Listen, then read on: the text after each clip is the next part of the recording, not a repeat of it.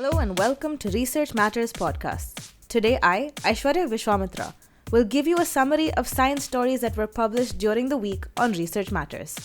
In your weekly dose of Indian science news today, I cover stories on nutrition, water, soil, and even about visiting the mall. We live in a nutritionally imbalanced world with an equal number of obese and undernourished people. Modern-day food production has not been able to address our nutrition woes and has also deteriorated the health of the planet. Did you know that agriculture alone accounts for a whopping 23% of the emission of greenhouse gases? Besides, it contributes significantly to water pollution and negatively impacts biodiversity.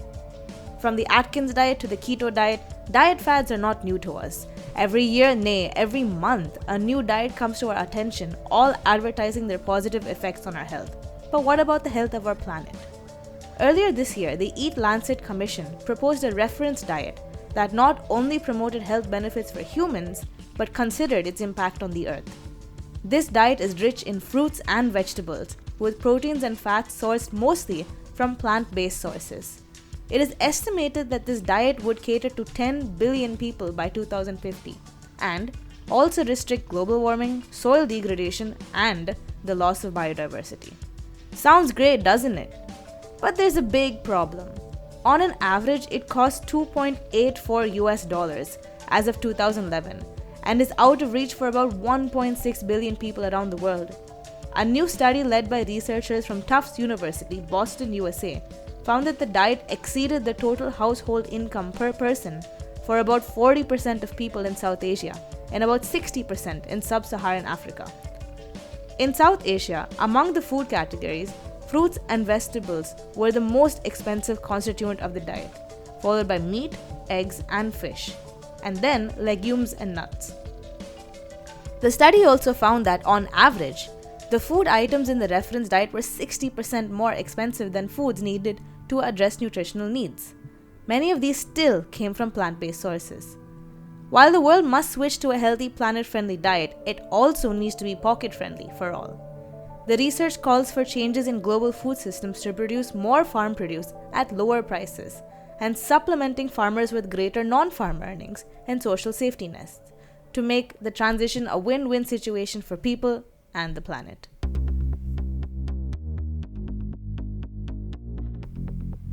While we are on agricultural practices, did you know that agriculture uses 80% of the usable water in India? However, almost half of it is wasted due to inefficient irrigation systems. Plants get nutrition from the nutrients dissolved in the soil moisture, and they grow best in soil that has just the right level of moisture. To keep this balance, farmers need to check moisture levels in their fields regularly, a tedious task indeed. Currently, there are moisture sensors in the market that work based on the change in soil properties due to the moisture content. However, they are not accurate at varying temperatures and cost tens of thousands of rupees. Now, researchers from the Indian Institute of Technology Bombay and Gauhati University have designed a robust, accurate, and affordable soil moisture sensor using graphene oxide. The readings from this sensor is neither affected by changes in the temperature nor the salt content of the soil. It is also stable and gives a consistent measurement over a long time. When mass-produced, these sensors could cost just about 2,000 rupees a piece, way less than the previous tens of thousands. Isn't that quite a breakthrough innovation for India's agriculturists?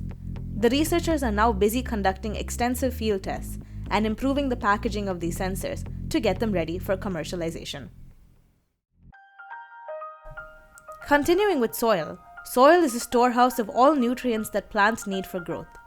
Did you know who contributes the most to turn these nutrients in the soil? Termites.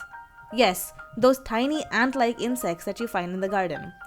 They decompose tough plant fibers and recycle nutrients back into the soil. India has about 295 species of termites known so far, and a recent study has added 2 new species to the list. They are called Krishna Capritermis dination and Krishna Capritermis manikandan. Sounds a little familiar? That's because these 2 new species are named after Sri K.A. Dinashan and Sri Manikandan Nair of the Zoological Survey of India, Kozhikode, who collected the samples from the field and contributed greatly to the entire faunal survey. The study used DNA barcoding to identify the DNA sequences of the new species of termites and compared them with other species of the same genus to understand their evolutionary history. While the researchers are yet to find out more details on the range and behavior of these two termite species, they speculate that many others in the Western Ghats may be still awaiting scientific documentation. Let's shift gears from talking about soil and agriculture to looking at the country's export and import of agricultural and livestock products. In this context, have you heard of virtual water? Virtual water is the water required for the production of goods. Crops, textiles, machinery, and livestock all require water for their production. When countries export or import products that are produced using water at any stage, they trade in virtual water. India, owing to its excessive agricultural exports, loses water and puts water sustainability in the long run at risk. For example, when a water-intensive crop like rice is exported, a large volume of virtual water is lost. In fact, rice has been the highest exported food produce in the country between 2006 and 2016. Since a kilogram of paddy requires about 15,000 liters of water to grow, farmers often rely on groundwater for rice cultivation, further adding to water woes in a country that is already water-stressed. Buffalo meat, the second highest exported product, needs about 5 to 20 times more water than that is used for agricultural production.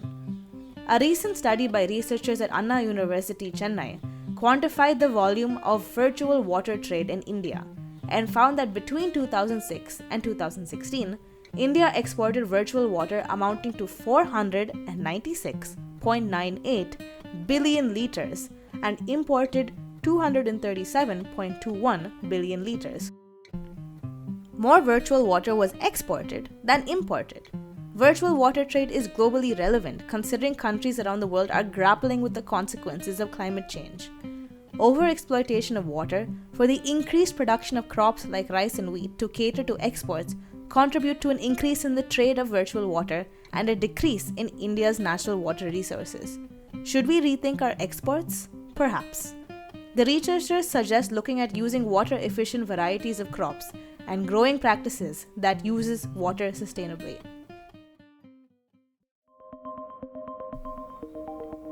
It's the weekend, and many of us in cities enjoy going to the mall. One of the dreaded things about this trip these days is getting stuck in the traffic around the shopping malls.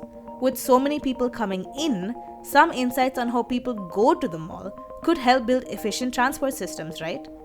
That's what a recent study by researchers at the Indian Institute of Technology, Bombay, Mumbai did. It surveyed 650 visitors in 5 shopping malls across Mumbai to find out how they get to the mall and for what purpose they go. Their analysis found that almost half of the visitors who came to shopping malls came there for reasons apart from shopping. Surprised?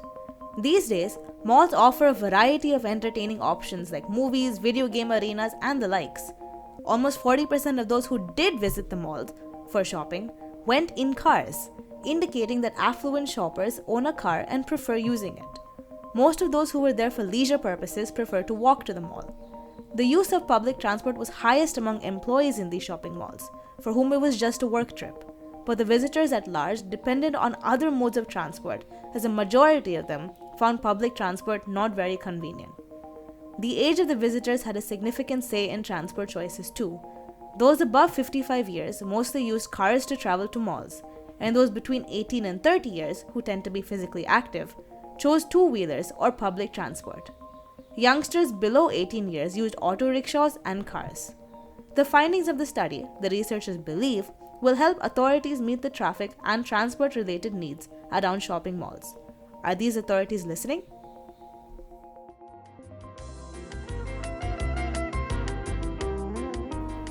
Thank you for listening to this episode of Research Matters podcast. See you next weekend.